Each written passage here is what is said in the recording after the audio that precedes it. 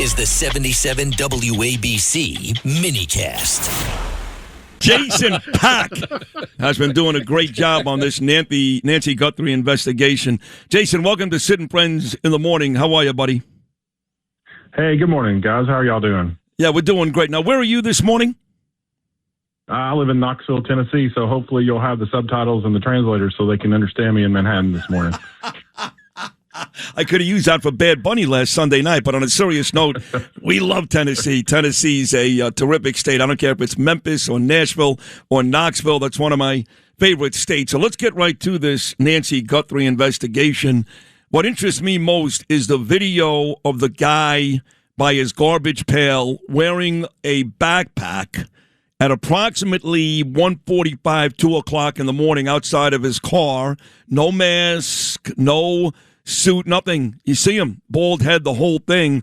That one interested me most. Now, I know there's a discrepancy with the time based upon what the Nest said on Miss Guthrie's house, but that could have easily, according to some experts, been off by about 20 minutes. If that's the case, then the video of the guy by his car wearing a backpack just 5 miles away, it occurred 18 minutes later. We can do that if he's just 5 miles away. That may be the biggest lead yet. Agree or disagree? Well, I think in each of these cases, when you have somebody that looks the part and has similar things, you definitely have to call it what we term as a hot lead in the command post there. So I know that I believe they've made contact with this individual.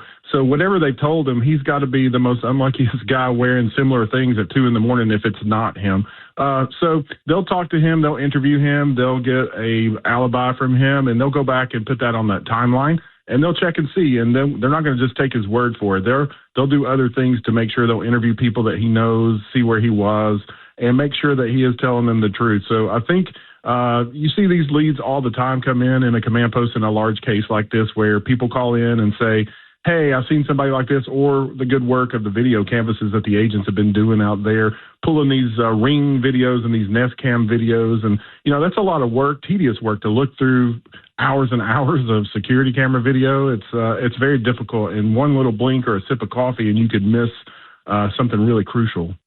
Is it fair to assume, though, Jason, that maybe the Nest time was wrong at this video that shows this guy? He's got two backpacks, actually. He's dropping one off. He's wearing another one on his back, which looked eerily similar to the backpack that the guy was wearing on the video we first saw 4 days ago when it looked like the abductor showed up at Nancy's house. Is it fair to assume maybe that this Nest time was off and this could be the guy? Well, I know, Sid, what they're going to do is double check that today. When you recover this video, you need to note, agents will note exactly what time it is on the system that they recover it from so they can make adjustments to that time frame. They can also go back to Nest and see exactly what in their servers at the time was. So they'll be able to go back and compare that and make any adjustments. And I'm sure that's one of the top priorities today is just to double check and make sure the times are synced up. I've been in several command posts where particularly in different time zones where things are off a little bit, right? You have a server in one city and you have the device in another city. And sometimes that can happen. But these agents and the deputies here are making every effort to bring the best due diligence to make sure everything's right. Like, there's a lot of eyeballs on this case. The other, piece of evidence that we're talking about a lot is that glove, right? The OJ glove that they found by the side of the road, not far from Nancy's house. And now it turns out that the FBI, who's taken over this case, because all these leads that we've seen over the last couple of days, that is courtesy of the FBI. I hate to badmouth any police force because I love the cops. I'm very pro-blue. And I understand that a place like Tucson, Arizona is not the NYPD. So they're in over their head. But this sheriff continues to make some really stupid decisions, like going to a basketball game is one of them. Why would this sheriff take that glove and send it to an independent lab in Florida and not allow the FBI to send it to their lab in Virginia? At the very least, the FBI lab is better. And secondly, again, you're delaying. It's more time without finding the bad guy. Yeah, Sid, I agree with you, but I'm biased, having been an FBI agent for 21 years. Certainly, the FBI lab in Quantico is one of the best in the world, in my opinion. But I think in any multi-jurisdictional investigation, you're always going to have different agencies with what I call competing priorities, different procedures and different change of command. That's normal. But the question here now is, can they work together, work through it, and get there to find Nancy? And I think you'll see that they eventually will do that, because, what's not good is to have some kind of dispute in the middle of this search for the manhunt for the person, and more importantly, to find Miss Nancy. This tent, Jason Pack, that they put up over Nancy's front door yesterday, I think it was up for about an hour. It looked odd, but they did it, and they started bringing in some other devices. What was that tent all about?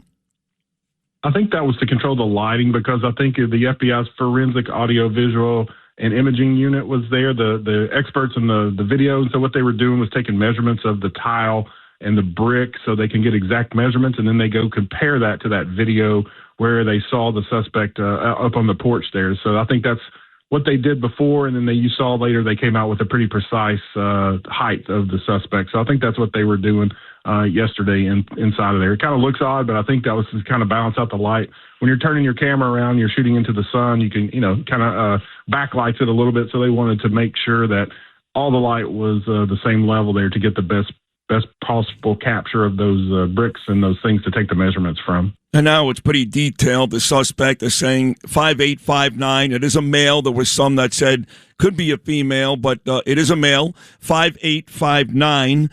We're still waiting for the FBI to take that ski mask off. I heard that they were capable of doing that and really giving us a pretty close picture to his characteristics and what he may very well look like. The FBI can do that, take that mask off literally, and give us a pretty good picture of his face. You guys do that, yes?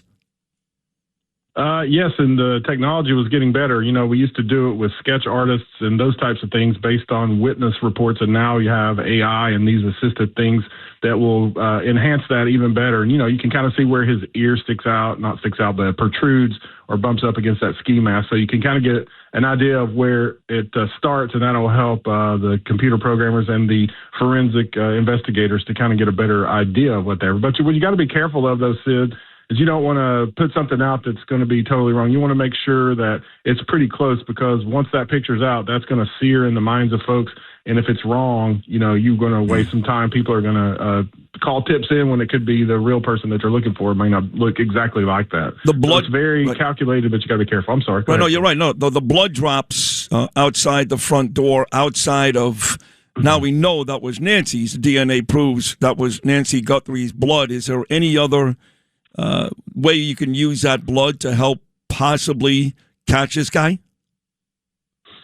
Well, not unless there's some other DNA that they've recovered inside. So I think what's important also to remember, Sid, is like the timeline that we know publicly looks much different than the one in the command post there in the Tucson resident agency. So they've released limited details to us, but they have way more things on their timeline, and hopefully one of those things includes recovering evidence from inside that house that may contain DNA. So if they have recovered DNA and the person hasn't ever been arrested or is not in the CODIS database where everybody's DNA resides that's been arrested, it's not just in there. If you've never done anything wrong, your DNA is probably not going to be in anywhere. But what they do have is a tool called investigative genealogy, and I know you've heard a little bit about that, but that's where they can take a profile of that DNA and figure out a parent or a distant relative and, work their way back that way. So I think once they find anything in there like that, they'll be able to use these tools. It's remarkable where forensics have come just in the past 10 years or so within law enforcement. So we saw that in the Kohlberger case, I think, with the investigative genealogy. The FBI has been using that for 7 or 8 years to solve some cold cases, and it's really a remarkable tool. So hopefully there have been some things that we don't know about that have been recovered in that house.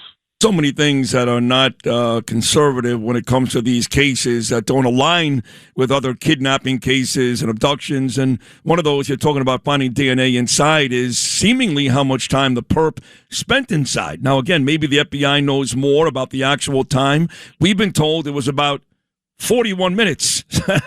That's somebody who's been there before. Don't got to be a genius, Sherlock Holmes, to figure that out, right? Because a stranger would run the hell out of there. 41 minutes. You don't see that very often.